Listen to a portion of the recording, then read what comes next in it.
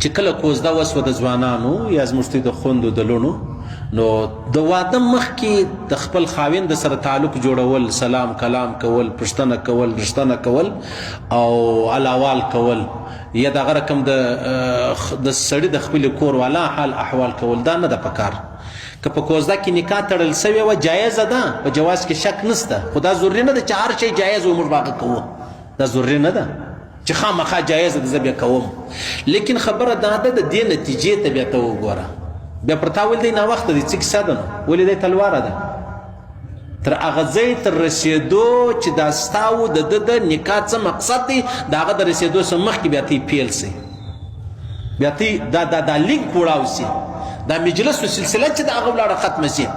که په کوزده کې نکاح وسوله بیا د واده مخکې مجلس جایزه دی، الاوال جایزه دی، خو مناسبه نه دی، نتیجه یې صفر را روانه ده. په زورو کې به په 999 نکاح وي چې د هغه بیا ناکامه راځي، او یوه نکاح به الله رب العزت بیا سره ورسوي، سره برابره به کړي. او که نکاح نه وسوي، کوزده وسو دغه یې وکړه وسوله، هغه دغه یې دعا ورباندې وسي، نکاح نه یې سوي، بیا نه ده جایزه. بیا لکه د پردي ښځې سره خبرې نه دي جایزه، داسې دغه چې دا تا ته منصوبه ده، دا ستا کور والا، هغه هم نه ده جایزه. صحیح سلو. نو خلک راولاړ سي بیا کور والا ته طلاق ورکړي. پر چیشتي طلاق ورکړي؟ وایي ما څو واره ټلیفونانو وکړو، دې ټلیفون نه پورته کوئ. نو دا چې ستا سره ټلیفون کوي خو د مور و پلار په غلا باندې به کوي، د قریبانو د عزیزانو په غلا باندې به کوي. نو چې نه کوي پورته تا لره ښه شم درلې، بله واره چې پورته کوي تا ولې ټلیفون نه پورته کوي؟ هغه یاره ما دپاره خو مشکل دی، نارینهو دپاره مشکلات کم دي، د زنانو دپاره چې د هغه زیات دي. یا نو داسې ته پر ما طلاق کوي، بس سره خلاص. یا کله کله داسې پېښه شي چې دا ښځې ته کو خاوند ټلیفونه ورکوي، ټلیفون هغه بیزي، هغه بل چا سره اخته وي، بیا چې ټلیفون پورته کوي ولې ټلیفون نه پورته کوي؟ ولا که زه چا سره اخته وم، چا سره اخته وې؟ زما د خوره سره، زما د وروره سره، زما د مور سره، زما د پلاره سره، زما د پلانې عزیز و قریبه، یا زه په تا پوهېږم ته د بل چا سره ټلیفونان کوې، بیا سلسله ولاړه خرابه شوه. یا خاوند چې دی هغه بازار دی، کاروبار دی، ژوند دی، ټلیفونان دی کوي، دلته کور والا ټلیفونان ورکوي، دی یې نه پورته کوي، ته د چا سره اخته ولې؟ هغه بازار دی، زه خو کاروباري یم، نو زه خو هم څه ګراکانو شی لرم، یا زما په تا سره خلاص د شپې هم ته مطلب د چا سره اخته یې. خبره راله د چیش راله؟ بدنیتیا ته ورسېدله. خبره راله کوم ځای ته ودرېدله؟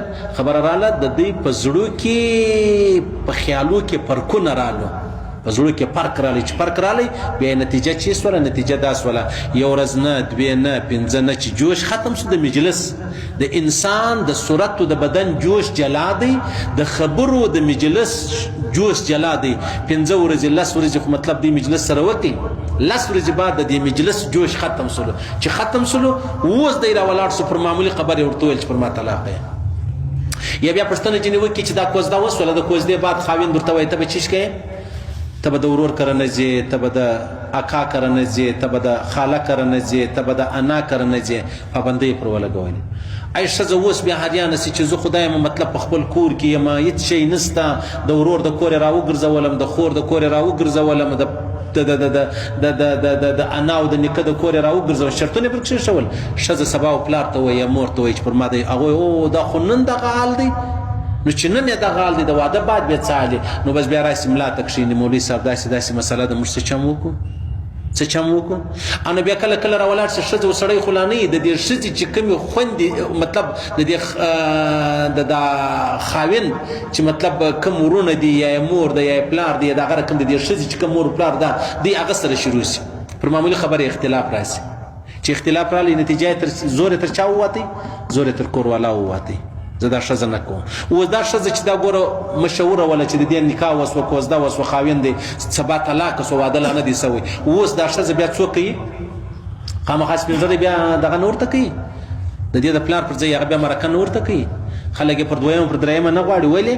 وایي ګوره دا خو نو یواره بدنامه سوې ده، یواره طلاقه سوې ده، یواره دا. نو چیش وسولو؟ خبره کوم ځای ته راورسېدله؟ خبره هغه ځای ته راورسېدله چې الله او رسول ما تا ته دا ځای نو ورښولی چې پر دا ځای ته مه کې کوې، نو خو تا نکاح وکړه، کوزده دې وکړه، نو خو واده وکړه، نو